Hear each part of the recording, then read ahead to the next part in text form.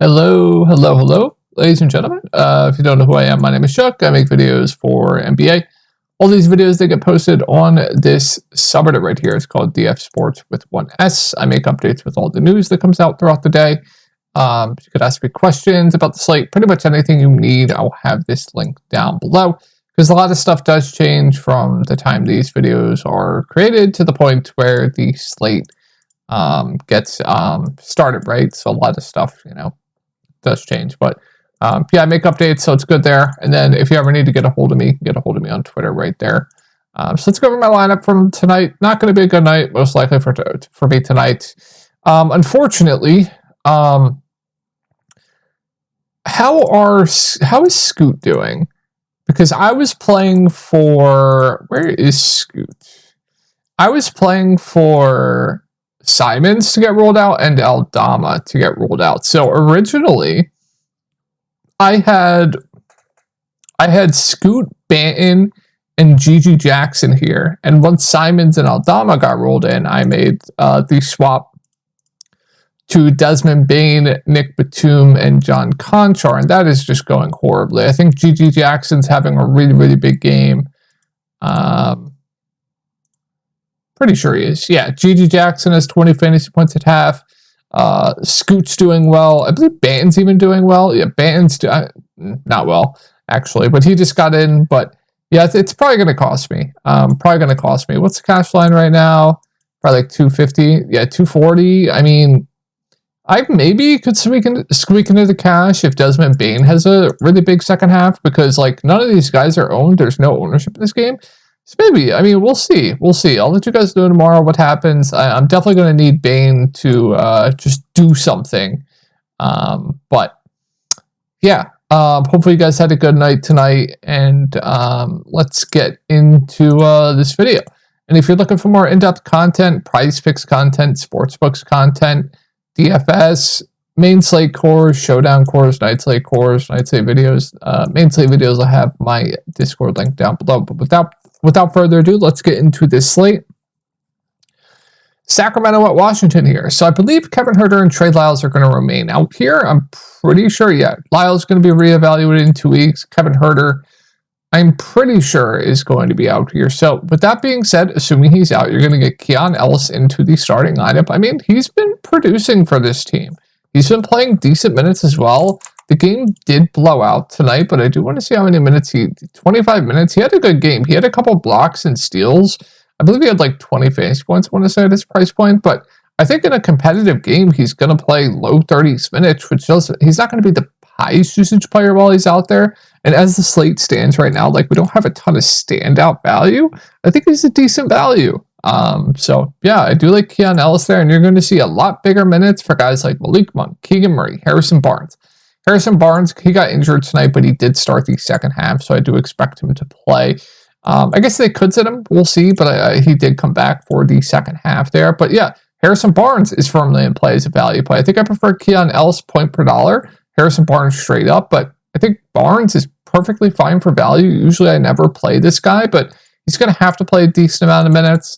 I definitely prefer Keegan Murray to Harrison Barnes point per dollar, though. Maybe definitely straight up. Good rebounder, has double-double upside. Good matchup here up against Washington. Should play high 30s minutes. So like Keegan, like Barnes, like Keon Ellis, and then Malik Monk, he should play a lot more minutes. He got into foul trouble tonight, unfortunately, for you guys who played him. He was smashing too, and then the blowout hurt him. But he should play over 30 minutes. Really good point per minute guy off the bench. Has an insane ceiling. Good scorer. Going to stuff the stat sheet. I think he looks pretty good. Fox, Sabonis in a really good matchup going up against Washington. I really like Sabonis. He had a triple-double tonight. Didn't touch the fourth quarter because he was in my lineup, but I think he's a really good spend-up. Fox, if you can't afford Sabonis, I'm perfectly okay with. So, yeah, man, this Sacramento team looks pretty good to me. Let's move on to Washington. I mean, it's just tough to say right now. We're going to have to wait on Rashawn Holmes. We're going to have to wait on Denny. If we get the same situation, well, it's not going to be the same because Kyle Kuzma is back, but if Rashawn Holmes is out, going up against Sacramento, do they just start Kyle Kuzma at the 5 here and run that same lineup of, Jordan Poole, Johnny Davis, Corey Kispert, Patrick Baldwin, And Kyle Kuzma at the 5, I guess, is something they could do if Denny and Holmes are out. And if they do that, I mean, I guess you gotta have interest in some of these guys. Baldwin, they're gonna have an extra body in the rotation, would still be in play at 4.7K. Champagny still would have to play a decent amount off the bench, would still be a solid value. Baldwin, I would like quite a bit at 4.6K. Gill would probably have to get the backup 5. He'd be in play. I mean, Johnny Davis is the worst NBA player I've ever seen, but if for some reason he starts, you can go there. That's fine. And then Paul Kuzma in a competitive game, if they keep this game competitive, we're going to have to do everything for this team. So would like both the top 2 guys there. And then Kispert at 5.2K, I like as well. He'd have to play big minutes. So yeah, if they do that starting lineup and Denny or Holmes are out, there's definitely going to be a good amount to like here. Definitely some value. If Denny and Holmes are in, then I don't like too much here. Sure, you can go to like a Denny, you can go to Poole, you can go to Kuzma. They're fine options. Kispert at 5.2 is okay, but I probably wouldn't get to the value unless they like troll the lineup. I guess they could do a lineup change, not entirely sure there. And then if they do something different from the lineup I said, where if Denny and Holmes are out and they go like something different than Poole, Kuzma, Johnny Davis, Kispert, and Baldwin, then I'll just make updates on Reddit. But I think that's the likely scenario to be the lineup, unless they don't want to play Kyle Kuzma at the 5 going up against Domantas Sabonis.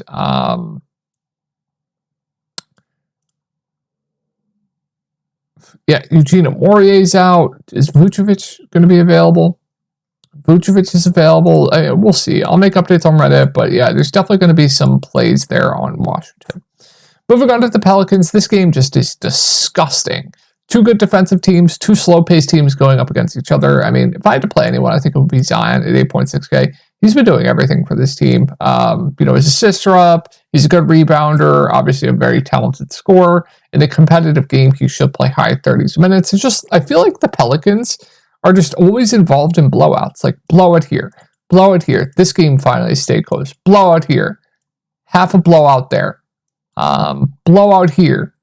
Blowout here. Blowout. Blowout. Blowout. I mean, it's crazy to me. But in a competitive game, he should play high 30s minutes. He's their go-to guy. He's going to stuff his stat sheet. I'm okay with him. He's probably my favorite play on the Pelicans straight up. Ingram might be a bit easier to get to point per dollar at 7.5K, but no standouts here with the main guys. I think, Zion and Ingram are okay contrarian options for me. And I do like Larry Nance for value. The minutes are trending way, way down on Jonas Valanciunas. It seems like they want to give him to Larry Nance, so I would expect him to continue to get high 20s minutes here. Not the worst point per minute guy either, 4.5K. The only downside is he is only center eligible, which does suck. But yeah, I do like Nance for value. Herb Jones at 4A, I mean, just a filler value that I'm okay with. Price point came down to 4.8K. I think it's okay. I'm not going to play Trey Murphy at 6K, even though he's been phenomenal of late. I'm just not going to do it. Overall, pretty unappealing team to get to, in my opinion. Moving on to Orlando, another pretty unappealing team. I think Paolo and Franz, they're both priced right. Really treacherous matchup here going up against the Pelicans. Suggs, I believe, had a big game last game. Definitely a bit of an outlier. They're kind of running a 3-headed monster at guard. They have Gary Harris, they have Markelle Fultz, they have Cole Anthony, they have Jalen Suggs. Jalen Suggs will get the bulk of the minutes. I do want to say Cole Anthony's minutes have been trending up of late. So if I knew Cole got his 20 minutes tomorrow, I would like him quite a bit for value just because he's over a fantasy point per minute guy. You give him his 21, 22 minutes, could probably do pretty well, 4.4K. So I think he's probably my favorite value on this team outside of Jonathan Isaac. I think Isaac is fine too. Didn't play the second half last game, but he's been normally playing around 20 minutes. Another good point per minute guy off the bench. So I don't mind the value here. I would honestly say the value is probably my favorite plays on Orlando. Like Paolo and Franz, they're fine, but I think the value might be my favorite plays here. Wendell Jr. should play high 20s minutes, just there for me at 5.3K. Now the price points come down. I think it's a bit easier to get to him. I think he's decent. Probably my favorite play of the main Orlando guys. And then, yeah, we did mention the value there that I think is okay. Moving on to Brooklyn. So the big news of the slate is Nick Claxton's questionable. If he's out, I would expect Day'Ron Sharpe to start. If he starts, he's the best play on the slate. I would absolutely love Day'Ron Sharpe. And then with Dorian Finney-Smith out, I think Cam Johnson starts. I really like him at 5.1K. He's going to have to play a decent amount. Solid rebounder. I believe it's like 0.85 fantasy points per minute or around that. I would expect him to have to play over 30 minutes. So like Cam Johnson a lot. Dennis Schroeder is just kind of there for me, even though it's a good matchup at 6.2K. Statue stuffer, she'll play big minutes. Kind of like fine as like a filler piece to me. Not going to go out of my way to play, but I'm okay as like a last piece in. Then I'm pretty high on Cam Thomas. Very, very high. In competitive games, he's playing close to 40 minutes. We know he's going to absolutely chuck when he's out there. He's the highest usage rate on this team. I like the spot here going up against the Bucks as well. I really like Cam Thomas here.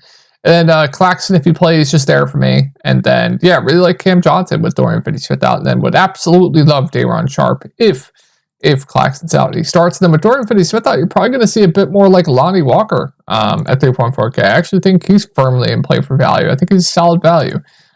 Might see a bit of Dennis Smith. Yeah, I think that's it. Moving on to the Bucks. So we'll keep an eye on Giannis. If Giannis is in, I like Giannis as a spend up. Dame's probably priced right with Giannis in. I probably wouldn't get to much else here. It's also a back-to-back. I know Middleton's been back kind of on a limb. I guess there's a chance he could sit. And then if Giannis is out, I mean, I have no idea why no one played Middleton tonight. I really, really don't. Everyone was playing him as chalk at this price point during the regular season with Giannis in. He played 33 minutes tonight, like no ownership. So I think he's firmly in play, even if Giannis plays, but it's a back-to-back. Just be a little bit careful there. But, I mean, if Giannis is out, I'm going right back to Dame. Would love Dame. Bobby Portis would look solid. Would really like Chris Middleton. Brooke Lopez gets a bump. He'd be playable. Beasley, I think, is priced right. Value plays. Crowder is okay. Pat Connaughton's okay. Pat Bev okay. No standouts with the value, but the main guys would definitely look solid. Moving on to Chicago. So we have Caruso questionable, and we have Kobe White questionable. If they're both out, I would expect the starting lineup to. I would assume they just go 3 guard here, up against a small ball Houston team. So probably like. Or sorry, 2 guards, because they like to run 2 guard, 3 guard lineup. So it could be something like I would assume Javon Carter, Torrey Craig, DeMar DeRozan, Vucevic could be a lineup they go with. They could start Dalen Terry, I guess. Where's Terry? I guess they could start Terry, I suppose. I don't know if they go Drummond here up against small ball Houston. I don't think that's necessary. But with that being said, if they're both out, I think Torrey Craig stands out as a really solid value. Vooch, DeMar, Ayo, decent point per dollar plays. I think Vooch, probably my favorite. He should be able to feast with no Sengun on the other side of this game. DeMar is fine, but I think I prefer Vooch. And then Ayo, I mean, he's going to play 40 minutes game. He gets a pretty big bump with no White and Caruso. Be very, very safe. And then I don't know if Drummond would have to play a bit more, but sure. And then Craig, solid value. And then Javon Carter, even if he starts, comes off the bench, would probably have to play a bit more and be a good point per dollar value. Just keep an eye on what they do with the starting lineup. They could do, the double guard with Torrey Craig. They could move like a Dalen Terry into the starting lineup. They could do a number of things. But yeah, let's move on to Houston here. So Jalen Green's been phenomenal. He's been phenomenal. I'm not going to say no if you want to play him. His minutes, they're way back up. Earlier in the year, he was getting trolled, but he's playing close to 40 minutes a game right now. He's been dominating usage. His rebounding's been really good. He's been doing absolutely everything for this team. So I am not going to say no if you want to play Jalen Green. Now, I do think Jalen Green is going to be way, way more popular than Fred VanVleet tomorrow. Now that they're in similar price points, you could make the argument just to play Fred VanVleet over Jalen Green, but I think both are decent point per dollar. Jabari Smith at 7.1K going up against Chicago. Chicago, a bit of a bigger team. This is a spot where I think they could play Jock Landale a bit more. So I would just be a bit careful with Jabari Smith there. But the guy I am intrigued by here is Jock Landale at 4.6K. I think this is a spot where they could play a bit bigger and go a bit bigger up against Chicago. I think Jock Landale could push for over 20 minutes in this spot. So I'm very, very intrigued by Jock Landale and GPPs tomorrow, especially if he's low owned. Amen Thompson at 6.3K should play over 30 minutes, high 20s, 30s minutes. Really good point per minute guy. He's still too cheap. I like him quite a bit. Dylan Brooks, he's playable. And then I don't know if I go to much else. But yeah, I'm really, really intrigued by Jock Landale tomorrow. But the only problem is if Nicholas Claxton gets ruled out and they start Day'Ron Sharpe, like you're just plugging in Day'Ron Sharpe, right? You're not fading him. Absolutely not. And then you're kind of stuck with like, okay, do I play Jock Landale in my util spot? I mean, it's kind of tough there, but I am very, very intrigued by him tomorrow. Really like him in GPPs, but just know the variance with him. It's going to be up, it's going to be down, et cetera, et cetera, et cetera. They could just play Jabari, right? So yeah, let's move on to this game, Utah at Dallas. Good spot here.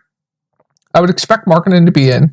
And then John Collins was on the injury report today, but I would expect him to play. So with that being said, going up against Dallas, I think the guards look fine. Markkanen himself at 8K in his first game back did play 31 minutes. I like the spot here going up against Dallas, as long as, you know, there's no limit or he plays over 30 minutes. I'm intrigued there by Markkanen at 8K, and then, you know, Sexton, George, I think are solid. I think I prefer Keontae George to Sexton. John Collins at 6'8", he loses usage with Markkanen back. He'd be priced right. Walker Kessler is priced right. You know, guys, everyone else is probably a bit overpriced with Markkanen coming back. So, yeah, main interest here for the Utah Jazz are going to be Sexton, Keontae George, and Markkanen. I mean, Dunn's getting run at 4.5K. I guess it's fine. But I think, like, Hendricks, price right, etc. Moving on to Dallas. So, I mean, phenomenal spot going up against Utah. Probably just going to be playing Luka. As long as the value's there, I absolutely love Luka. Shot 6 of 27 and still went for 60 fantasy points. It's basically a walking 60 fantasy points. So still love Luka, even at this price point. You know, phenomenal matchup. If you want to go to the lower owned option, you could go to like a Kyrie Irving, just as good of a spot for him. She'll play 40 minutes. The minutes way up on both these guys. So if you want to pivot in GPPs, yeah, go to Kyrie Irving over Luka. Luka's going to be chalk tomorrow.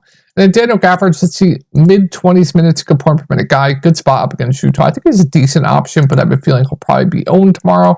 PJ Washington, his usage has been very, very puzzling on this Dallas team. I would say more of a contrarian play. I think I'd rather just get up to Gafford there. And I'll mention Lively. He should see around 20 minutes. Another good point per minute guy. It's okay for value if you need it. And then don't like much else. Last game here, guys, and we have Joyce Randle, OG Anunoby, and Mitchell Robinson out. Last game, they went with a starting lineup of Jalen Brunson, Josh Hart, Dante DiVincenzo, Miles McBride, and Isaiah Hartenstein. Let's take a look at the minutes for Josh Hart.